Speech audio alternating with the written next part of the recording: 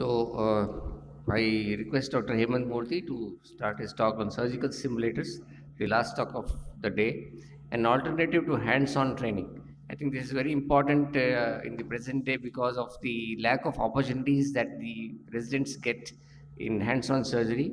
Especially during the COVID time, there was no surgery at all, and they had to depend on simulators or YouTube learning and so on. Let's see what Dr. Hemant Murthy has to say. Thank you. Thank you, Dr. Guru Prasad, for giving me this opportunity. I would be speaking on the simulators. Now, we all know that practice makes a person perfect. And this editorial in ophthalmology actually looked at the need to develop motor skills to be a good surgeon. And most of our residents and postgraduates actually practice on patients, whereas it should be very much similar to that of the pilots who first train on the simulators before they handle an airplane.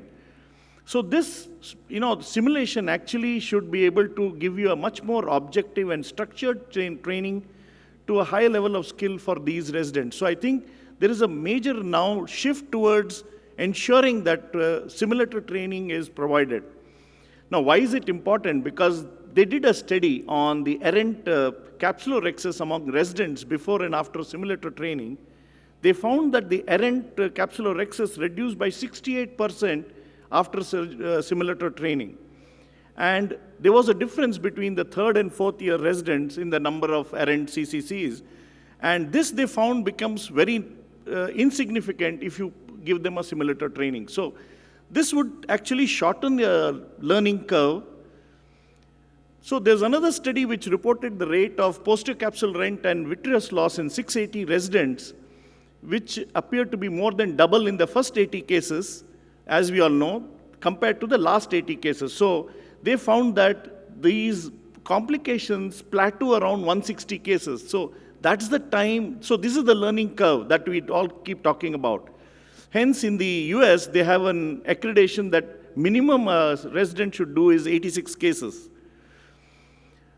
So what does the simulator do? The simulator actually shortens this learning curve.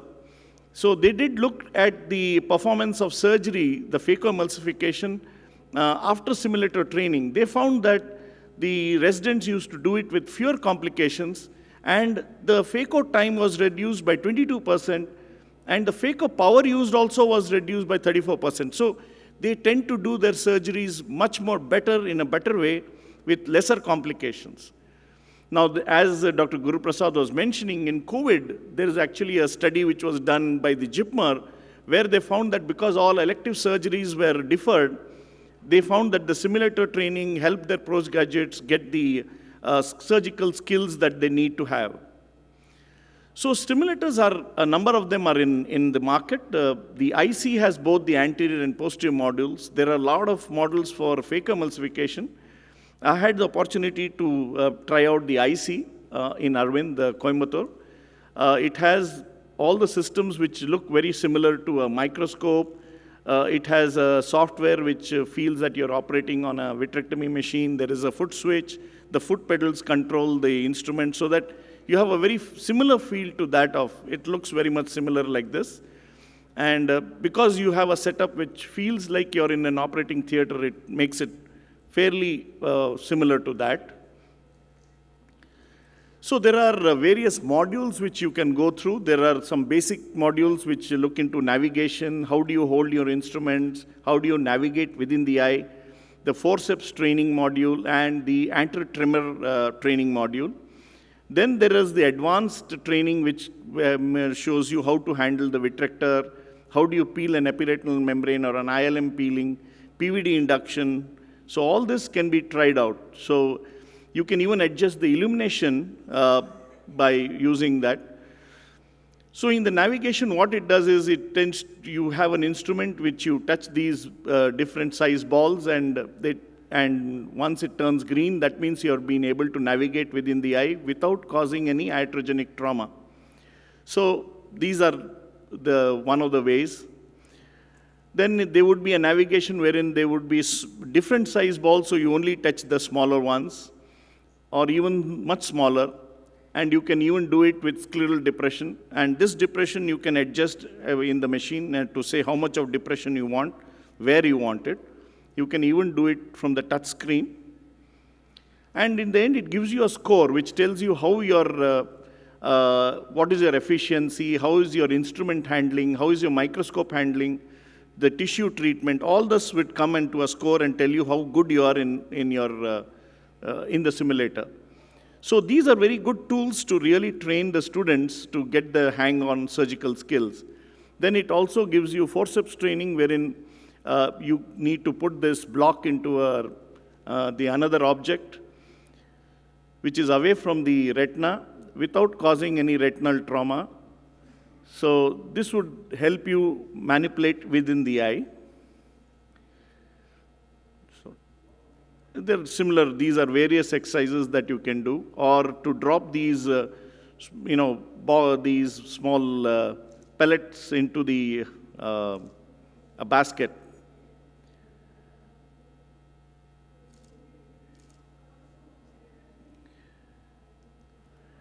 So these are various modules which you can do, and it also gives you a module for anti-tremor training, wherein you need to move this ball along these curved lines without touching the retina. So it actually gives you your score and tells you whether you have been able to do it well at the end of the exercise. So if it shows the line in green, means you have been fairly within the target. If it goes into red, means your tremors are very excessive. So this is how it would help you to train. So various other these tremor trainings are there, including one which is on the retinal surface so that you don't touch the retina. So that is how you could grade it from the simpler to the more complicated. Then using the vitrectomy machine, you can actually find out if you put your infusion pressure high, it also shows disc pulsations. So all these can be adjusted just to give you what it would look like inside a real eye. You have a console which gives you something like the Acurus vitrectomy machine. So the low pressure infusion, even the high pressure will show disc pulsations. So you know that you're exceeding that. So all this would be taken into note into your score. So you need to adjust that. If there is retinal injury, you can actually make out, it may put some marks so you know that you've caused retinal trauma by anything, touching any of the tissues. It even gives you, if you have had tilted the instrument too much and caused a lens injury, it would produce a haze, which is very similar to what we experience when there is a lens touch. So these are some things that would really help a student learn what it would feel like and how it would be when you're doing your surgery. So PVD induction feels very similar to how we do it in our practice. So these are excellent tools. Unfortunately, we don't see it being used very much, but I think like everything else, now that there is technology, I think our residents and fellows need to be trained prior to touching the eye. So even with the tricot, some of these are absolutely amazing to see. It will give you a very similar feel to how to induce a PVD with triamcinolone. And of course, the ILM peeling, wherein you can peel the membrane. Now, another way was what Dr. Kumar showed. That's a low cost. This, unfortunately, is an expensive system. So this is what I would say would be a very good teaching tool, when how you peel an ILM, where do you hold the membrane, you grasp it at the edges and then peel it. So grasp and re-grasp, all these techniques you can learn using the simulator. And even, of course, the laser, which you can adjust the power and. So you can do an evaluation of the trainee, wherein it will give you on what is the level of training, in what grade it is, and what is your score, how did they do. So all this would slowly, you can improve it. It will give you over the period, how has been the training for the student, so that it will tell you whether you're progressing well. So I think these are some of the good tools that one has nowadays. Now, actually, I was very keen on getting a training center in Bangalore with the help of the industry. Like the industry helps the airline pilots to train prior to touching an aircraft. We buy expensive equipment, but they don't provide you any of the simulator training. So I thought of getting one of the industry involved, but I think the pandemic stopped all those efforts. So in conclusion, it gives you a method to train your students into how they need to move their instruments within the eye. It shortens the learning curve, as been shown by a number of studies, improves the efficiency. It's not a replacement for training. This would be the first step before they really touch the patient, and then they learn and actually learn it on the patients. So thank you. I would like to acknowledge Dr. Narendran and Dr. Saravanan of Arvind Eye Hospital, Coimbatore, who had me to use some of the simulator for some time and shared all their slide deck. Thank you for that. Thank you, Dr. Hemant. That was a really eye-opening talk for us. We have never seen this simulator before. Having a practice in a place with high volumes, we have never felt the need for these things, but I think there are so many centers in the country which actually need this.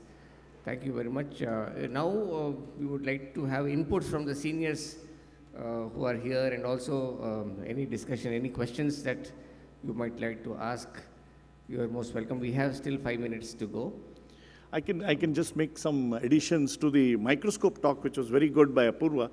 See, the balancing knob that is there, actually what you should do is you load your microscope and then adjust so that it can move up and down without, even with a little finger, you should be able to move it. So you balance the microscope according to what all you have fixed in, that is the cameras, and then tell them don't touch this, now that it is at that balancing level. So that balancing knob is extremely critical. I think you stressed very, very well on that, because I know a lot of them tighten that very much, and that really kills the microscope. There was a sign there, do not touch. Yeah, that's what I said. So that's the key to it. The second thing is, when you adjust the microscope, you need to do a parfocal. You have to adjust the parfocality of the microscope. So what you need to do is, I know those who have got the 3D systems would all learn for it, but actually what you should do is focus on the limbus, and then at the maximum zoom, adjust that and then zoom out. You really get everything in parfocal. So parfocality of a microscope is very critical in your surgeries, because that would give you all the, you can play around the natural level. Sir.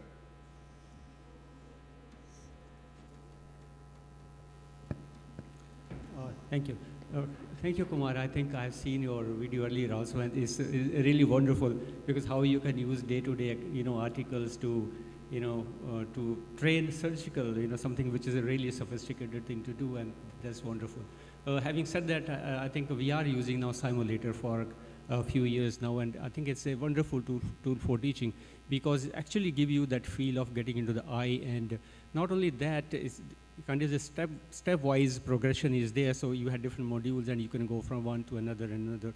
And now, in fact, we have incorporated into our teaching program, the surgical training program, and everyone has to go through those modules. And as was mentioned, there's a built-in programs actually to assess you and to guide you and how you go from one level to another level.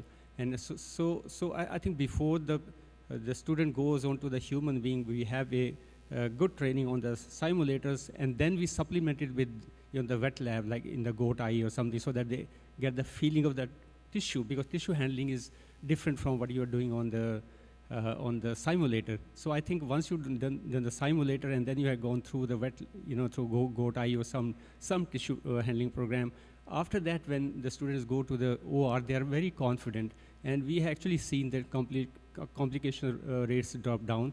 And in our institute, I think we ran a study, and we found that the intervention by the trainer, because we always have student as a trainer, so the intervention, there's a takeover, from student to the trainer, surgical rates they have dropped really low after I think we have implemented this program. So I think the surgical training is difficult, but it's very useful that is done in a structured manner, and the simulators and some homemade things could really be very helpful there. Thank you. Thanks, Dr. Pandav, for those inputs. Any other inputs from anyone in the audience, please? Dr. Raju. So first of all, congratulations for the excellent IC. Unfortunately, there are very few students here. Sir, another thing is, I was insisting on my students to have a minimum hours of the wet lab training, because the more hours, sir, I said for an ECC, for a cataract, you should show me the evidence of minimum 10 hours, 15 hours. So then you'll come to a reasonable stage. Can something be quantified to insist on when before coming to the, I think maybe the Pandav sir said, before coming to the real eye, can we quantify the number of hours to come to the next level, sir? Pandav, what Dr. Raju was probably trying to tell as an analogy is that a person should have played 50 Ranji Trophy matches before he can be even considered to be selected for a test match. So I think there are kind of there's a skill test is done by the simulator. So in the simulator actually won't let you go to the next level unless you had done the previous level satisfactorily. So you may do 10 times or 15 times, and some people will do just with 5 times. They'll go through the first level or second level, and they might get stuck at the third level 3 or level 4. So depending on. So it's not by numbers. It's by how easily or how much you can do it, basically, whether you can pass the test or not. So some people progress very fast, others are very slow. So, but at least what sir was trying to propose was at least a certain minimum man hours on the wet lab before really getting on to the actual human. Yeah. Like a flying hours for the pilot. This many flying hours they should have.